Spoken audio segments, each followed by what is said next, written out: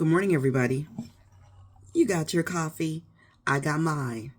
So listen, before I get started, a couple of things. I want to say thank you to Vera for sponsoring this morning's cup of coffee. Thank you. I appreciate you. And I want to say thank you to all of you all who came and followed me over to the Book of Faces yesterday and joined me in the room. I know that I still have some members to approve over there. Isn't it wonderful having a space where we are just free to be us without the racist opinions and commentary coming from people who are not like us? That is wonderful. Just the freedom. We need it. We need it and we deserve it. If you want to know what the room is, refer back to yesterday's video entitled The Room and listen to about the first 10 minutes of that video. And so you'll see what we are all doing over there. Okay? Okay. And those profiles, baby, we better see some blackness throughout those profiles. We got to know that you're like us before we let you in, okay? Amen. Amen. Because otherwise, what's the point? What's the point? If we bend the rules for one, we have to bend the rules for everybody. If we bend the rules for everybody, then that means that it gives people room who are harmful, room to find their way into that room with us. And that's the whole point. We're gatekeeping. We're gatekeeping. Okay? So we can have those we can explore conversations deeper, peel back layers, teach each other, and just be at one with one another. Real community. That's what we're trying to build over there. Not saying that we're not building it here, but the vibe is different over there. For those of you all who we were over there yesterday, you know, the vibe was altogether different. Anyway, listen. By the way, how do you like my new robe? Sometimes when you send me a donation and you say, do what you want with this, because definitely we need donations for the library pantry. But when you all say, do what you want to do with it, more oftentimes than not, I figure I use it to give back.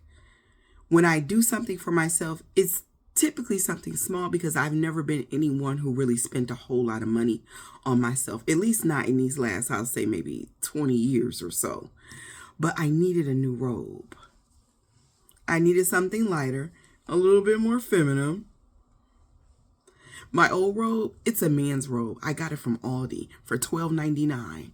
But I love that robe. It's so fluffy and comfortable. But, it looks like an old man's robe. So I said, let me find something a little bit more me. Look.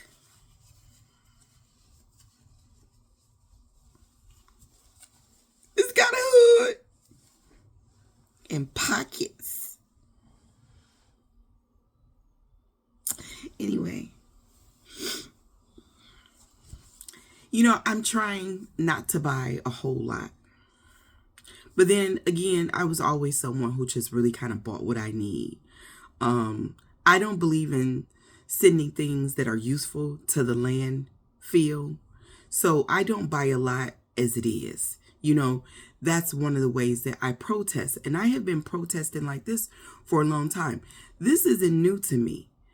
I know because I sit down and I think about, societal issues and problems.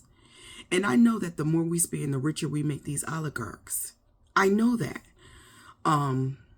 Especially when it comes to gardening and growing my own food. I try not to I really think before I let a dollar go. I really do.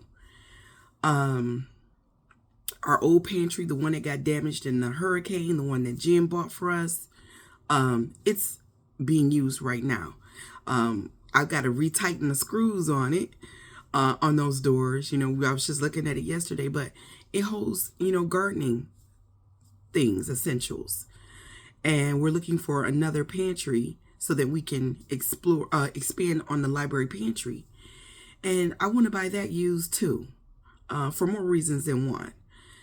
I just don't buy a lot of things new. Now we do have some games coming for the kids later on today. Dominoes. I want to see how they're going to do with that.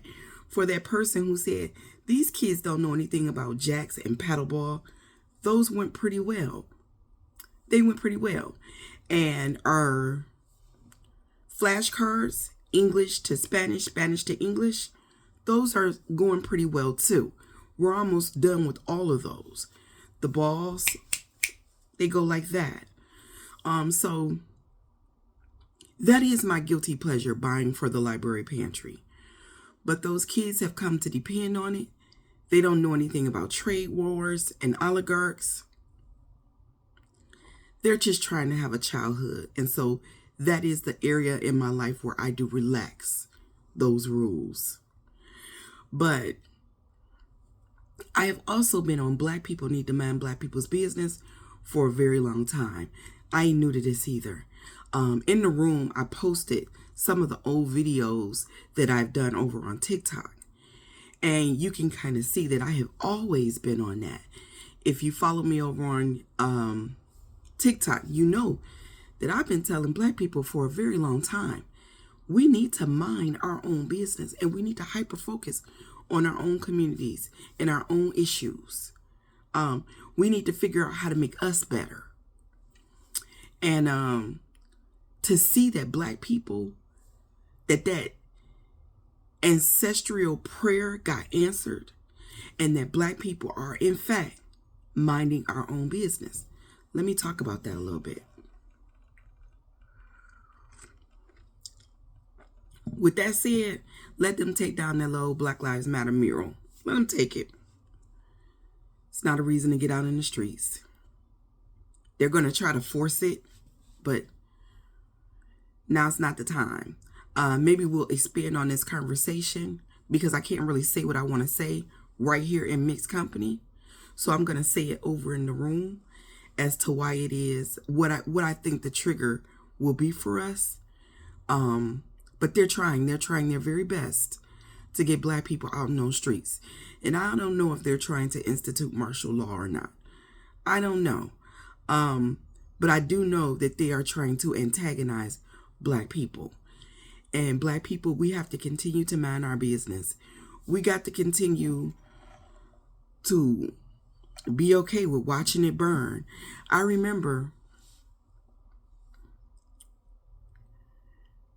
can remember 10, 15 years ago, other Black people saying to me, when I was still in the height of protest and activism, baby, we got to just let it burn. We got to let it all burn.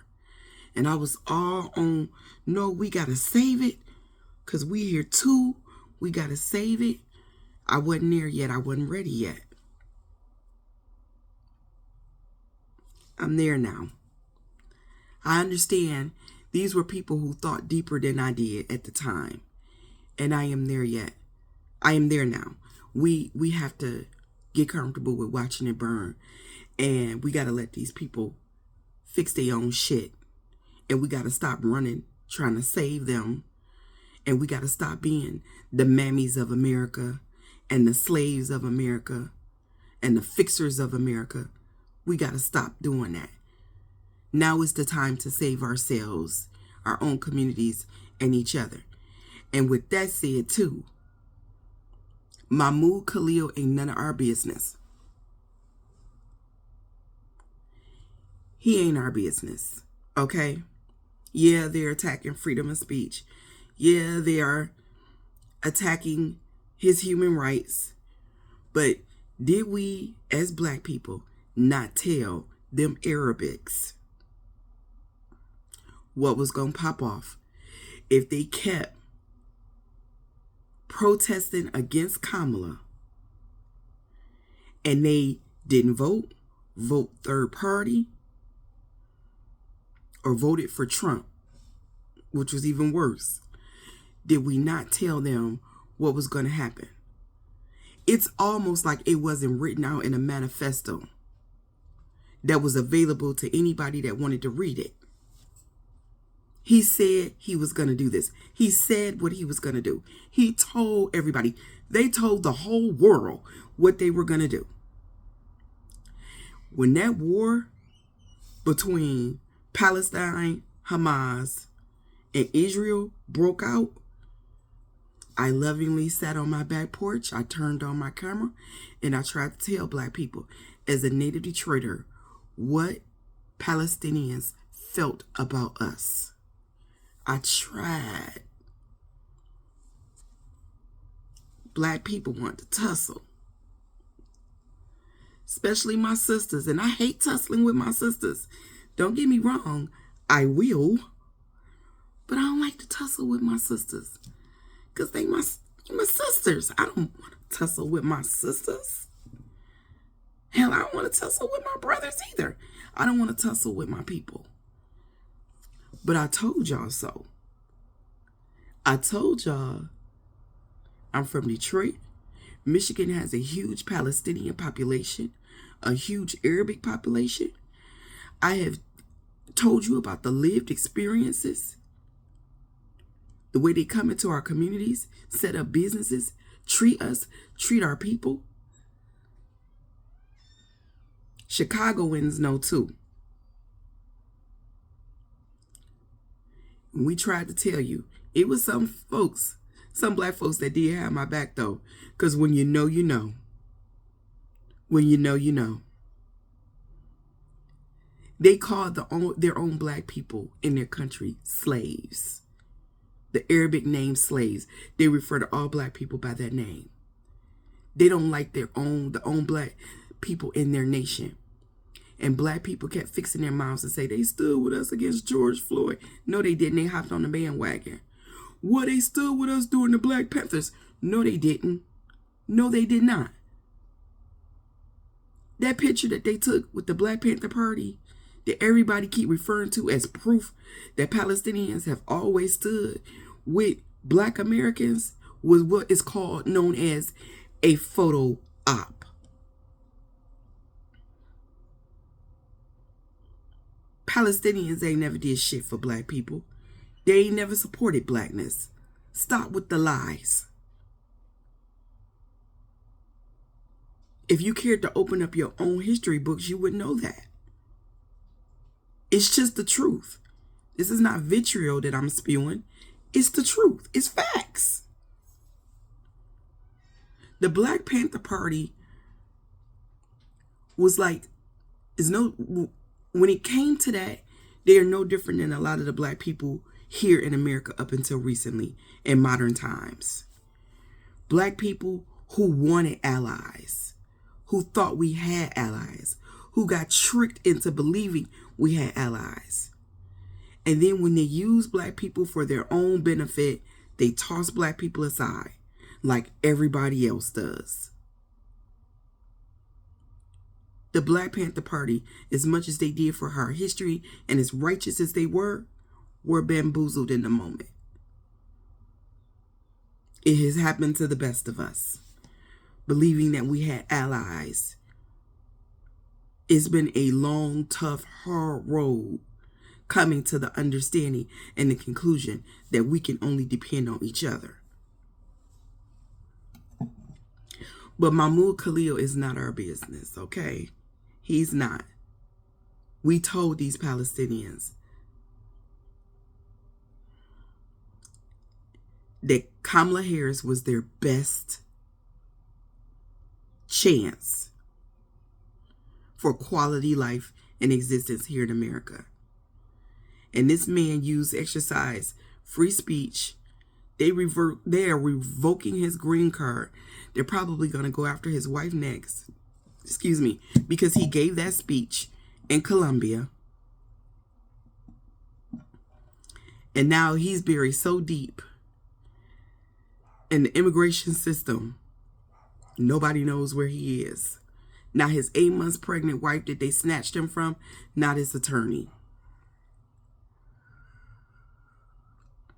All those years at Colombia.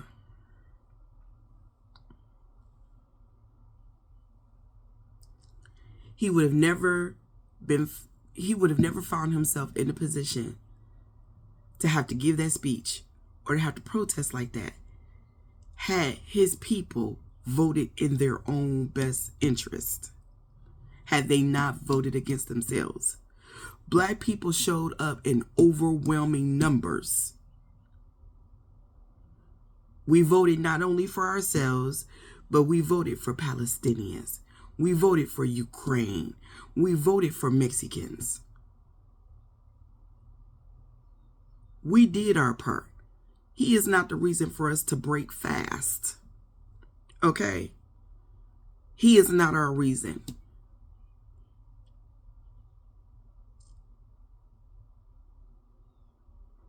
And now all these people, we regret our vote. It's almost like Donald Trump wasn't the president for 4 years.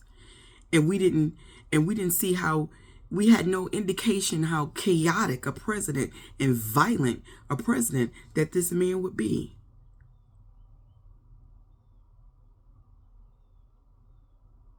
Speaking of being a violent president, he did this to this fellow, but he let those January 6ers go. He pardoned all of them. That's why karma is swooping in and taking them out one at a time. Y'all see what's going on there? All those people are mysteriously dying under mysterious circumstances. Freak accidents, one after another after another. I ain't saying they deserve it, but I ain't saying they don't.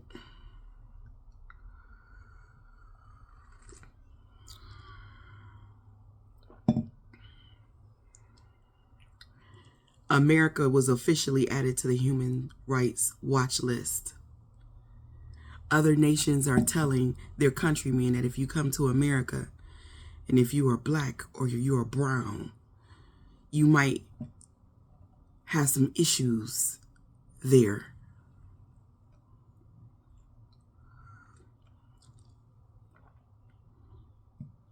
In case you missed it, that is the world admitting that America is not safe for black and brown people. America is racist. AF.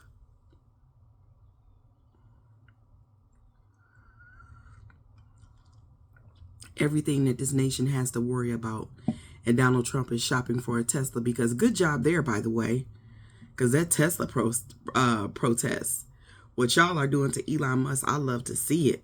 Keep it up. Keep it up. He has lost billions of dollars because nobody's buying a Tesla anymore. Way to show who actually has the power. I have said this so many times in the past. The people have the power. And if we are going to control these oligarchs, we do have to stop spending less. We have to get back to bartering. But that's the key. We have to protest these oligarchs by stopping their money. We got to crash these stocks, and we got to make the shit hard for them. As hard for them as they are making it for us. Because for them to get this rich off of us and then use that money in turn to make all of our lives miserable is crazy work. And we got to do something. We got to do something. Black people getting to community with one another. The only way through this is together. Don't let them rile you up over superficial bullshit. All of these things like Black Lives Matter murals and the whatnot, they were all tokens instead of reparations anyway. None of it gave us any real substantial change anyway. Continue to rest. This is how you protest. Be in community with other black people. Make sure you have educated, informed black people in your circle. Make sure you have black people that you can trust. Make sure that you have law-abiding, professional, skilled, willing to teach, can be corrected, can be trusted black people in your circle. Build your village. Find like minds. It's another reason why I invite you to the room. Because the more and more and more of us go into that room, you can find your own people in your cities and in your states. And you can get in community with them. And we can build. something for ourselves.